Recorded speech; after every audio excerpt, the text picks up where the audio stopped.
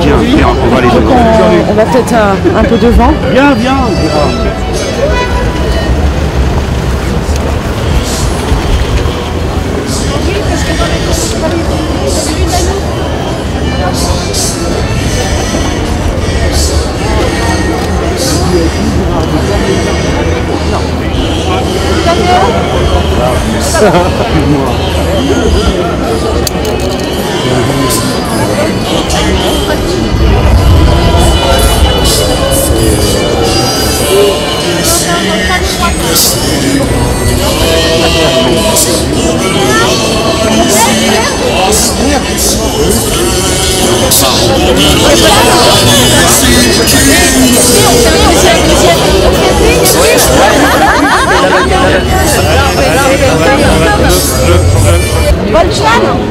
Jean-Baptiste.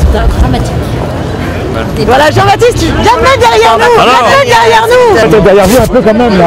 Voilà. Avec Jean-Luc et tous. T'es bien mis. Pas possible. Anastasia, où est-ce qu'il est? Où il est?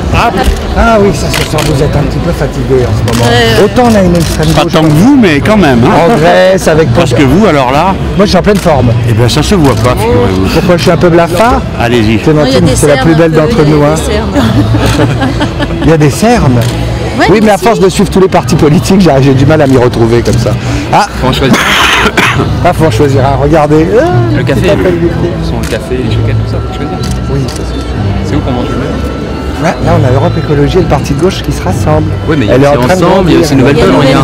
Des alternatives. Il y a Nouvelle Donne, présentez-vous. Isabelle Attard, députée du Calvados, Nouvelle Donne. Une des fondateurs Jean-François Pelletier, porte-parole avec Clémentine d'ensemble.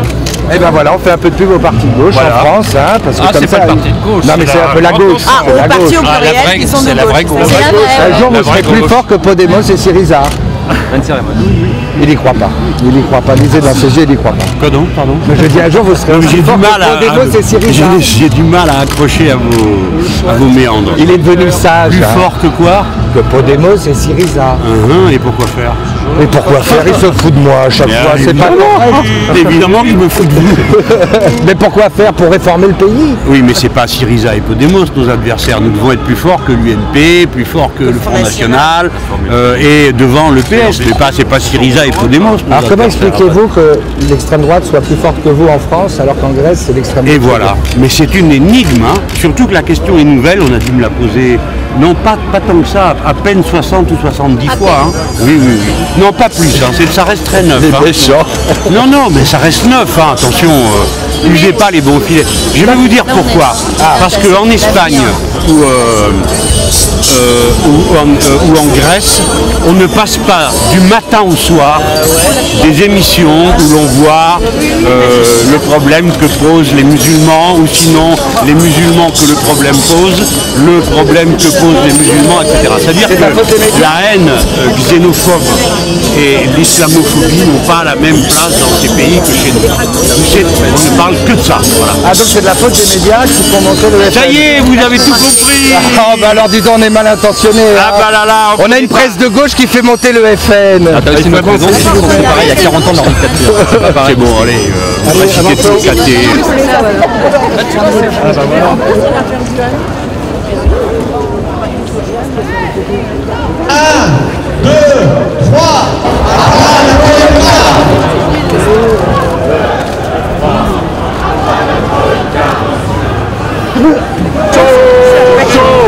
Solidarité avec le peuple grec.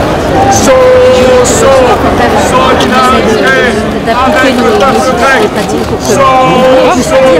Solidarité avec le peuple grec. Je pense à la voiture sur la neige. Je vois pas la fin. Moi je vois loin.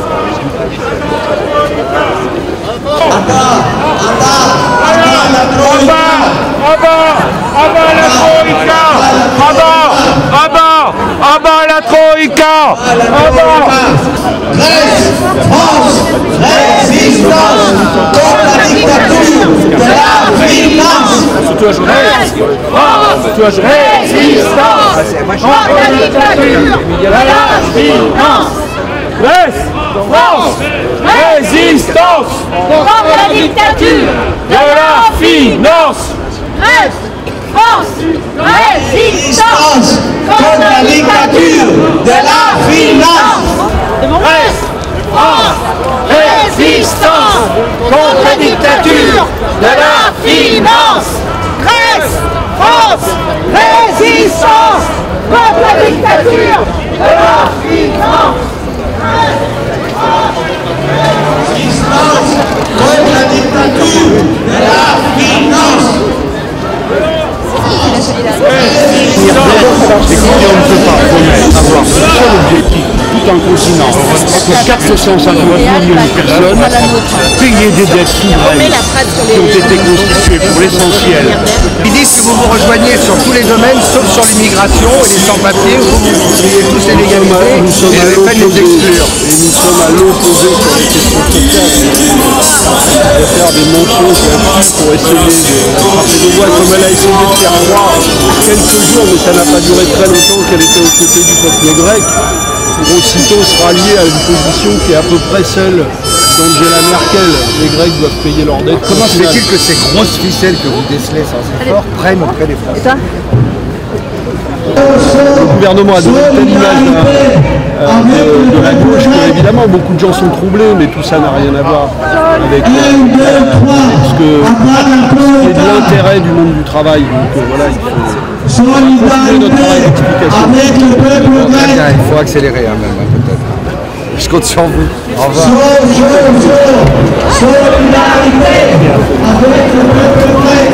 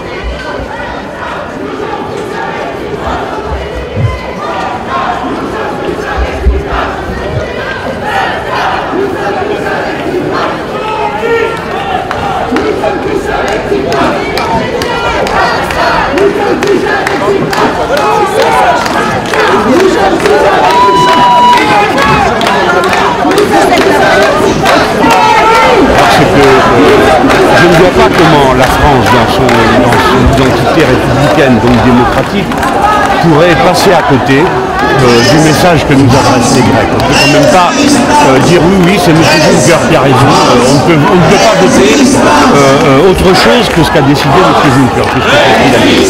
Donc je suis en pleine conformité avec mon appartenance à l'idée que je me fais moi, c'est moi, de la République française en étant aujourd'hui très solidaire des Grecs. Et je supplie qu'on arrête de faire les gens avec des choses qui ne sont pas sérieuses, du genre chaque Français devra payer 600 € pour les Grecs, ça n'est pas vrai, personne ne paiera rien du tout, c'est pas comme ça que la dette est formulée, une réponse, des propositions techniques sont sur la table qui permettent d'atteindre l'objectif que la Grèce demande, c'est pouvoir respirer pour se reconstituer.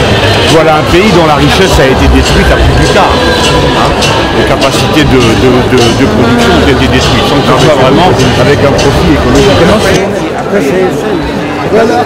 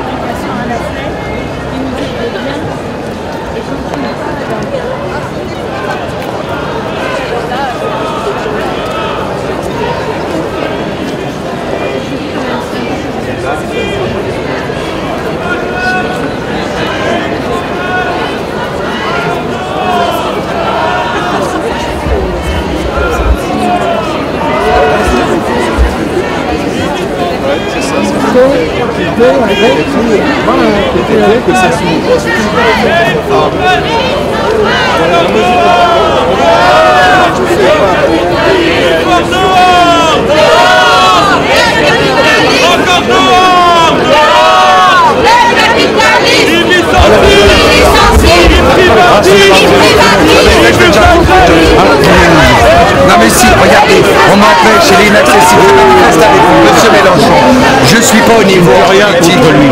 Ça fait 20 ans que je le supporte.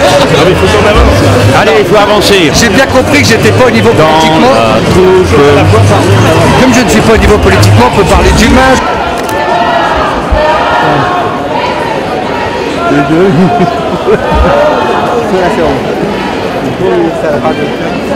Ça c'était un truc de Charlie Hebdo. Voilà, moi le coup. Je sais pas. Justement, Tu veux l'arriver à la musique?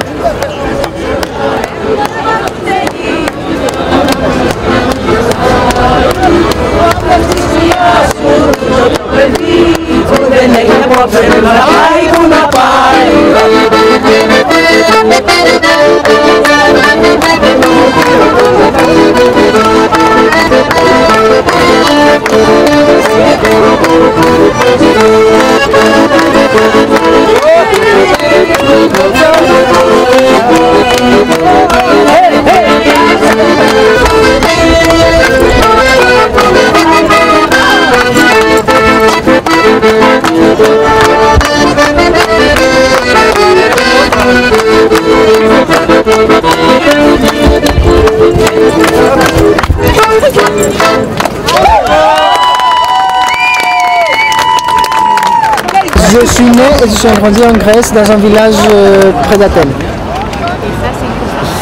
qui s'appelle Mandra. Oui. Alexis Tsipras a monté vraiment, comment dire, avec synépia. Quand les paroles vont avec les actions, on dit il y a une cohérence, avec une cohérence extraordinaire.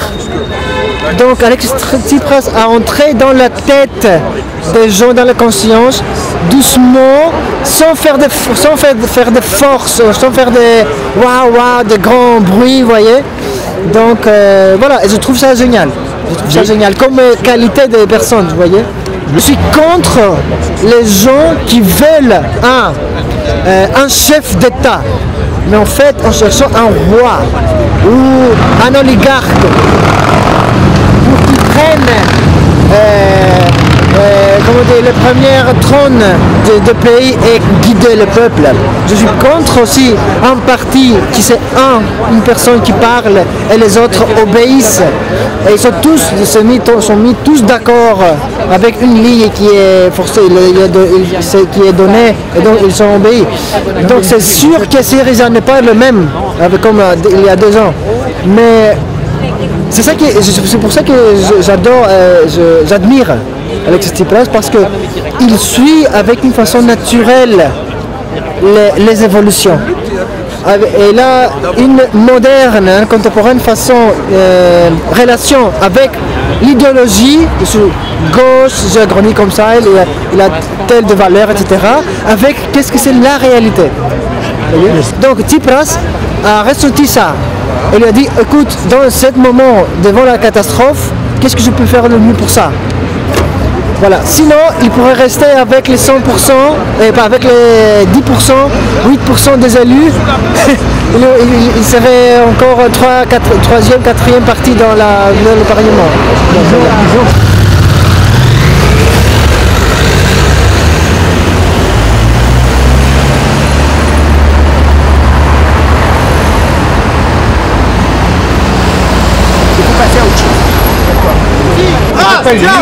Tsipras, tiens bon, Tsipras, tiens bon, Tsipras, tiens bon, Tsipras, tiens bon, Tsipras, tiens bon, Tsipras, tiens bon, Tsipras, tiens bon, Tsipras, tiens bon, Tsipras, tiens bon, Tsipras, tiens bon, Tsipras, tiens bon, Tsipras, tiens bon,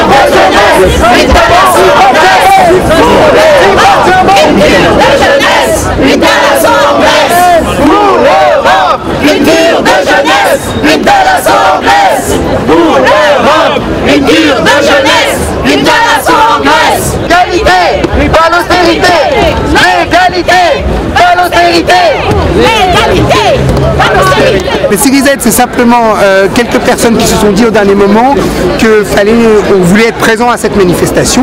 On est présent à cette manifestation simplement parce que ce qui s'est passé le 25 janvier en Europe, c'est un énorme espoir pour toute la gauche, pour toutes celles et ceux qui croient qu'effectivement on peut dire non à l'austérité, on peut dire non au chantage de la BCE. Les Grecs l'ont fait, Syriza l'a fait en gagnant les élections. Aujourd'hui, le gouvernement est en train de maintenir sa pression et nous, on est là tout simplement avec notre façon de faire, avec nos slogans, mais c'est pas ça qui est important. Ce qui est important, c'est qu'on est là à la fois pour soutenir les Grecs et à la fois pour dire qu'ils ont ouvert la voie pour une gauche qui croit encore à la répartition des richesses et qui n'est pas en train de s'aplatir devant les volontés et tous les caprices de la BCE, qui s'est enrichie de 6 ans de remboursement de la dette. La dette, elle a été plus que payée, plus que repayée, surpayée, surpayée.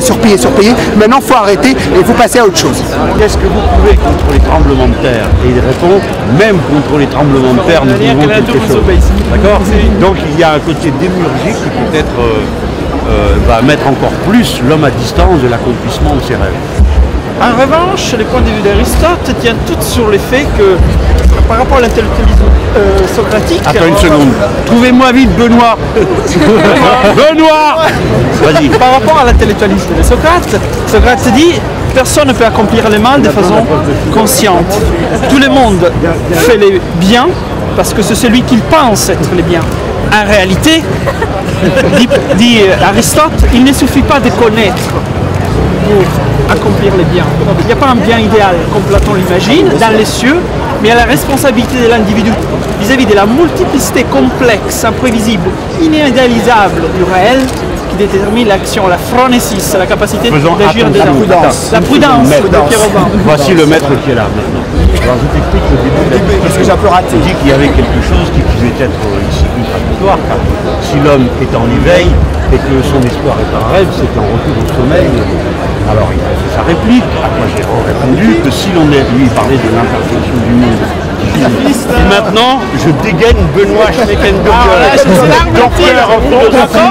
Aristote, c'est le premier qui admet l'idée du bonheur et de l'eudémonia comme source de la recherche philosophique. Dans la politique. Et donc justement, comme il attends, je suis encore tout frais écorché parce que jusqu'à il y a encore une semaine, j'étais absolument stoïcien.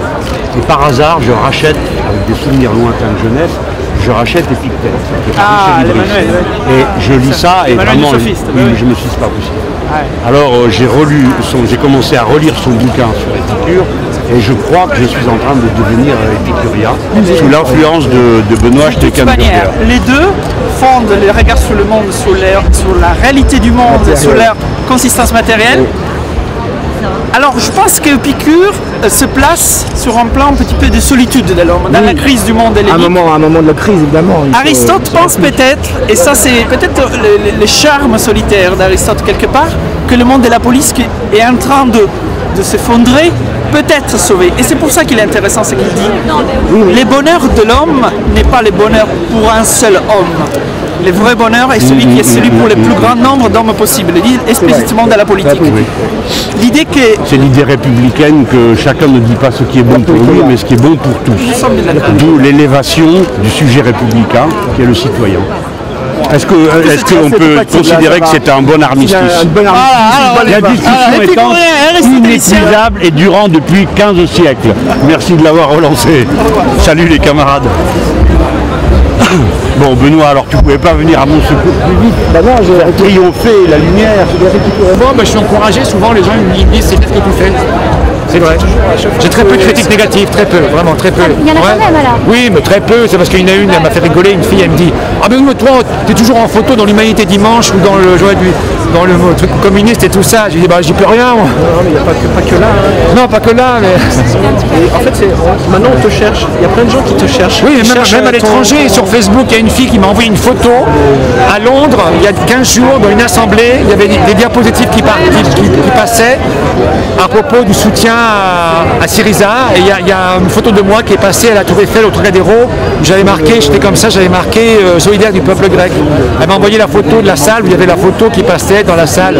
Ce que je voulais te demander, c'est pourquoi tu mettais un masque au début. Au début, je mettais un masque parce que c'était anonymous, c'est anonyme, on est anonyme.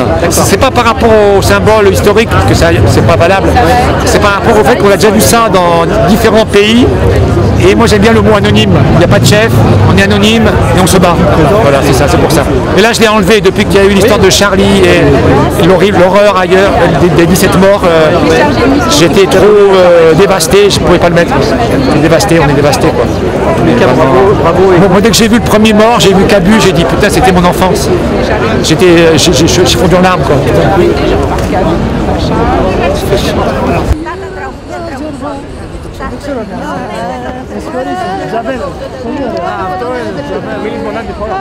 Ce que je voulais dire aussi, c'est que j'étais assez choquée en 2012 lorsque le président français, M. Hollande, qui venait d'être élu, n'a pas voulu recevoir Alexis Tsipras, le président de Syriza, qui était venu à l'époque invité de Jean-Luc Mélenchon et de Pierre Laurent, il me semble. Et il a dit qu'il n'avait pas à le recevoir parce que ce n'était pas un président de la République de recevoir un simple chef de parti politique. Or, 2 jours plus tard, M. Hollande a reçu M. Venizelos. Vous savez qui c'est? C'est le président du PASOK, le Parti Socialiste Grec, qui est tombé de 44% en 2009 à 6% aujourd'hui. Et on est très heureux en Grèce. Parce que ce parti, qui osait s'appeler la gauche en Grèce, et qui avait complètement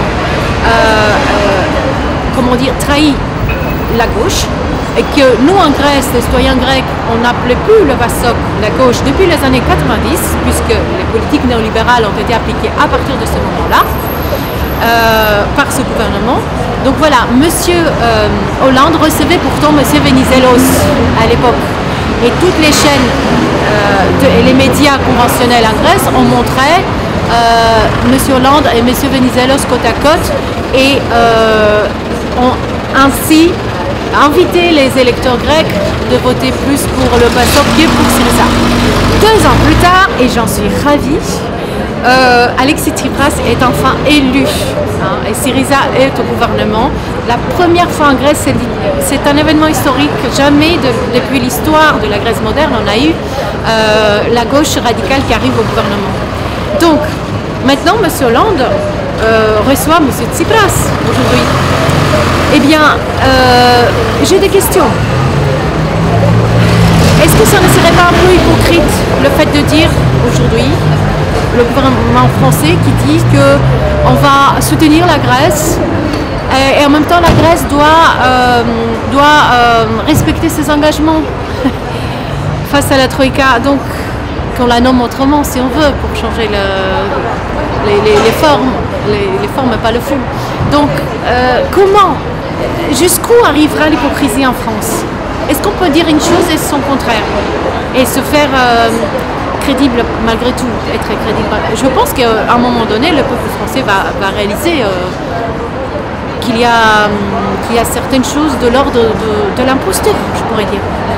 Alors soit on est de gauche et on agit contre le néolibéralisme, contre ces politiques d'austérité et on tient la tête haute et on a une éthique politique, parce que si Syriza a été élu, c'est parce que il a fait preuve d'éthique, pas seulement de mesures économiques et politiques, mais aussi d'une certaine éthique qui a fait tellement défaut chez nous depuis des décennies. La même chose en France. Quand est-ce que les hommes politiques français vont tenir leurs paroles et ne vont pas changer une fois élus, ne pas changer leur engagement, oublier leur engagement. C'est ça la question. Et même si Syriza a échoué, admettons, même si rien de bon ne sortirait dorénavant, mais il y aurait, je ne sais pas, une catastrophe, une apocalypse, comme on veut nous faire croire, eh bien moi je suis très fière et très heureuse d'avoir soutenu mon parti, parce que ce qui s'est passé pendant ces 20 premiers jours du gouvernement en Grèce, c'est hors mesure. Vous ne pouvez pas savoir le sentiment de dignité que le peuple a retrouvé, le sentiment de solidarité, les sentiments de liberté. Il y a eu des actes politiques, des actes symboliques aussi, de très haut niveau. Par exemple, le fait que Alexis Tsipras, après d'avoir prêté serment, il a couru dans un quartier populaire à Kessariani rendre hommage aux résistants communistes contre les nazis. Ça, personne ne l'avait fait. Et ça, c'est rien que ce geste symbolique, ça place notre Premier ministre aujourd'hui très très haut dans l'estime des gens, même de ceux qui ne sont pas communistes, parce qu'ils savent que la résistance contre les nazis était menée à l'époque par les Rouges en Grèce. Et que malheureusement, la Grèce est le seul pays où les résistants ont été chassés ensuite par nos alliés. Il faut savoir que les Anglais ont bombardé Athènes et le Pirée pendant un mois à l'issue de la Seconde Guerre mondiale. Et qu'il y a eu une guerre civile qui a eu lieu en Grèce entre d'une part la gauche de la résistance et d'autre part la droite royaliste soutenue par les Britanniques, relayée par les Américains. Et ça, c'est une fracture dans la société grecque qui existe encore aujourd'hui. Ça, il faut en prendre conscience. Tout comme la dictature qui a suivi. À chaque fois qu'on a voulu amener en Grèce la gauche au pouvoir, la première fois il y a eu guerre civile, la deuxième fois il y a eu dictature militaire. Et cette fois-ci, par les urnes, on y arrive. Alors c'est fabuleux.